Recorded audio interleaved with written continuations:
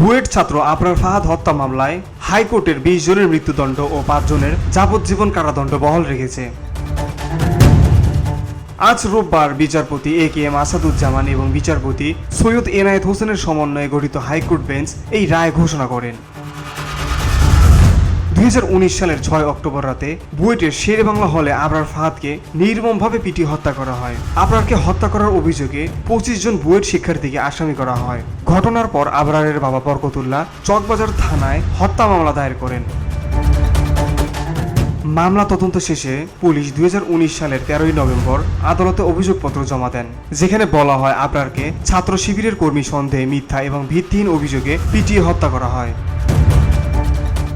2020 সালের 15 সেপ্টেম্বর ঢাকা দ্রুত বিচার ট্রাইব্যুনাল আসামিদের বিরুদ্ধে অভিযোগ গঠন করে এবং 2021 সালের 8 ডিসেম্বর আদালত 20 জনকে মৃত্যুদণ্ড এবং আরও 5 জনকে যাবজ্জীবন কারাদণ্ড দেয়।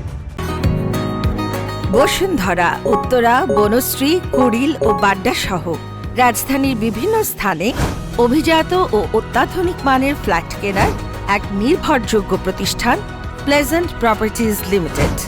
তাই আপনার স্বপ্নের আবাসনের জন্য আজই যোগাযোগ করুন।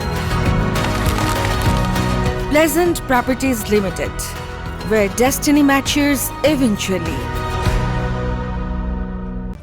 মামলার ডেথ রেফারেন্স ও আপিলের শুনানি শুরু হয় 2022 সালের 6 জানুয়ারি। এ সময় ডেথ রেফারেন্স সহ অন্যান্য নথিপত্র হাইকোর্টে পাঠানো হয়। এই মামলায় 20 জন মৃত্যুদণ্ডপ্রাপ্ত আসামির মধ্যে অন্যতম হলেন বুয়েট ছাত্রলীগের সাধারণ সম্পাদক মেহেদী হাসান রাসেল, সাংগঠনিক সম্পাদক Mehedi Hasan Robin. Beauty Bangla news desk.